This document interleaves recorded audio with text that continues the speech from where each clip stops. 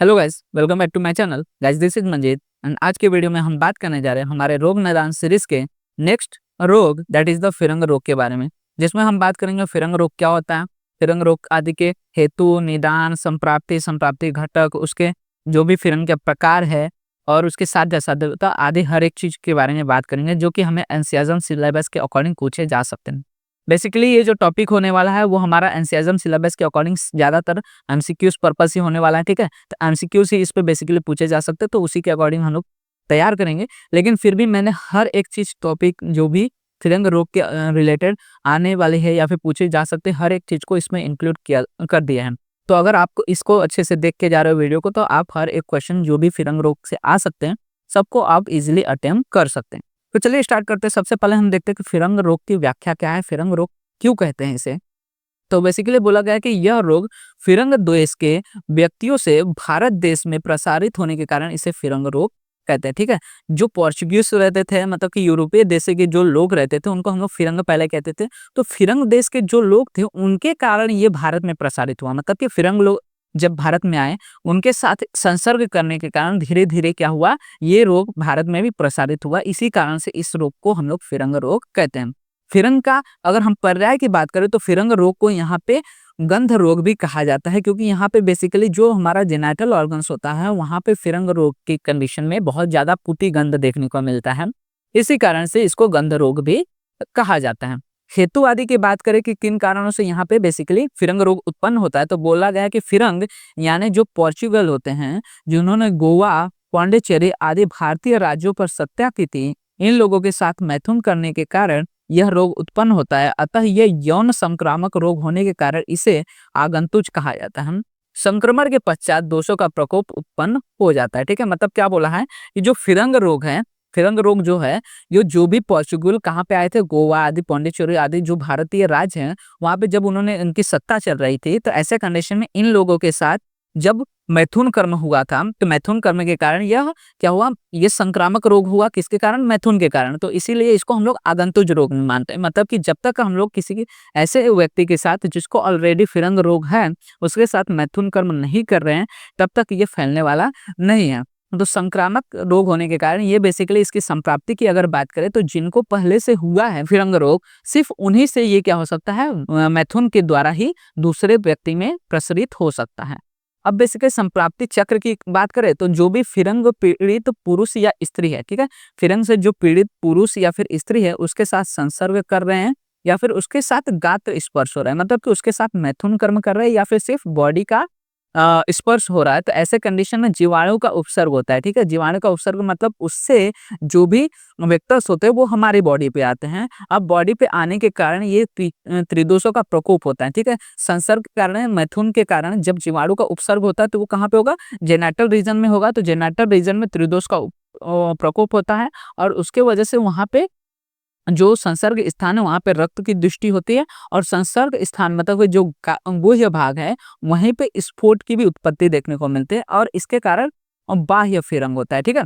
क्या बोला गया है कि सबसे पहले जो भी फिरंग के पीड़ित स्त्री या पुरुष हो वो अगर एक दूसरे के साथ संसर्ग कर रहे हैं, एक दूसरे के साथ मैथुन क्रिया कर रहे हैं, तो जीवाणु का उपसर्ग होगा, मतलब वहां से वेक्टर हमारी बॉडी में आएगा और इसके कारण वहां पे त्रिदोष का प्रकोप होगा जिसके कारण रक्त की दृष्टि होगी और जो संसर्ग स्थान है, गुह्य भाग है, वहां पे क्या होगा, स्फोट की उत्पत्ति होती है। इसको हम लोग बाह्य फिरंग कहेंगे। मतलब कि जब गुह्य स्थान पे संसर्ग के द्वारा जो स्फोट आता है उसको हम लोग बाह्य फिरंग कहते हैं। वहीं पे दूसरा हम लोग ने कंडीशन क्या देखा कि सिर्फ गाह्य स्पर्श, गात्र स्पर्श हो रहा है, मतलब कि यहाँ पे संसर्ग नहीं हो रहा, मैथुन क्रिया नहीं हो रही, सिर्फ स्पर्श के द्वारा क्या हो रहा है, जीवाणु का उत्सर्ग हो रहा है, जिसके कारण ये जीवाणु क्या हो रहा है, त्वचा, मांस, मेद, अस्थि और संधि के स्थान पे स्थान संश्रय कर रहा है और इसके कारण वो त्वचा पे स्फोट उत्पन्न कर रहे हैं, वंशण ग्रंथि आदि की वृद्धि कर रहे हैं, पाक उत्पन्न कर रहे हैं, पुय उत्पत्ति कर रहे हैं और तीव्र संधिशूल उत्पन्न कर रहे हैं, मतलब कि अभ्यंतर लक्षण उत्पन्न कर रहे हैं।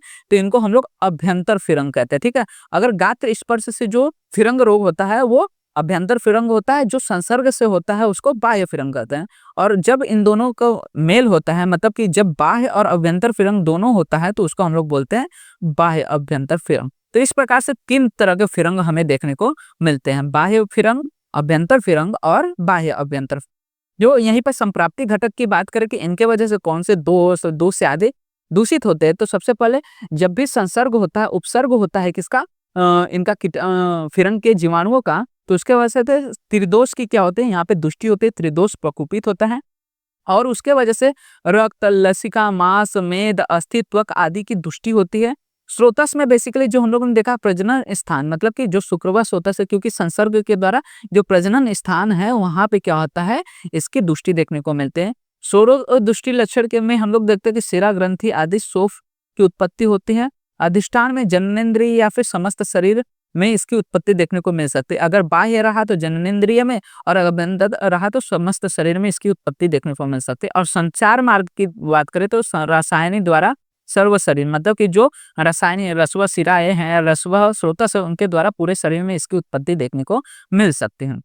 फिरंग के प्रकार हम लोग ने ऑलरेडी देख लिया कि फिरंग के 3 प्रकार देखने को मिल सकते हैं, बाह्य फिरंग, अभ्यंतर फिरंग और बाह्य अभ्यंतर फिरंग। तो हर एक फिरंग के हम लोग लक्षण की बात करें तो सबसे पहले बाह्य फिरंग की बात करें तो बेसिकली बाह्य फिरंग बेसिकली हम लोग ने देखा कि संसर्ग के कारण होता है, तो यह ज्यादातर गुह्य अंग पे ही देखने को मिलता है। तो गुह्य अंग पर इसमें मंद वेदना युक्त स्फोटवत पीड़िका उत्पन्न होती है या फिर पीटिका उत्पन्न होती है। यह बेसिकली ब्रड़वत इस पर पाक होकर भेद होता है। ठीक है, यहाँ पे क्या होता है, पाक होता है। यह अवस्था बेसिकली सुख साध्य मानी गई है, क्योंकि ये क्या होता है, सिर्फ बाह्य अंग पे होने के वजह से, गुह्यांग होने की वजह से ये इजीली ट्रीटेबल होती है। दूसरा आता है अभ्यंतर फिरंग। अब जो अभ्यंतर फिरंग है, ये बेसिकली इसमें क्या होता है कि संधि में शोथ जैसी विकृति उत्पन्न होती है, जिसके लक्षण आमवात के लक्षण के समान देखने को मिलते हैं और ये अवस्था कष्ट साध्य माने गए हैं। और जो बाह्य अभ्यंतर फिरंग होता है, इसमें अभ्यंतर और बाह्य दोनों प्रकार के लक्षण उत्पन्न होते हुए और ये पृच्छ साध्य या कष्ट साध्य असाध्य भी माने जा सकते हैं।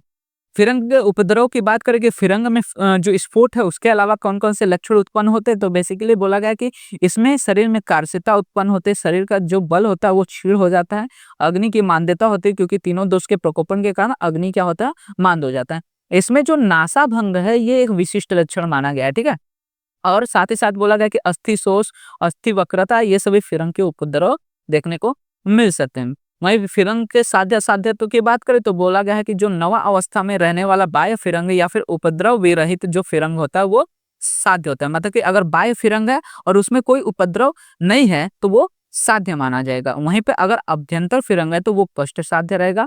और दीर्घ काल अनुबंध से रहने वाला, मतलब जो बहुत ज्यादा क्रॉनिक हो गया है, तो इसे कंडीशन में अगर वो बाह्य है या फिर अभ्यंतर है या फिर बाह्य अभ्यंतर फिरंग है और तीनों कंडीशन में अगर वहां पे उपद्रव भी है, तो ऐसे कंडीशन में वो सर्वदेह में व्याप्त होने के कारण ये कैसा हो जाता है, असाध्य हो जाता है। मतलब कि अगर बाह्य है, अभ्यंतर है या फिर बाह्य अभ्यंतर फिरंग, कोई भी फिरंग हो, बहुत ज्यादा क्रॉनिक हो गया हो या फिर उपद्रव के साथ हो, तो ऐसे कंडीशन में वो असाध्य हो जाता है। तो ये सारी चीजें हमें देखने को मिलती है विद इन द फिरंग रोग।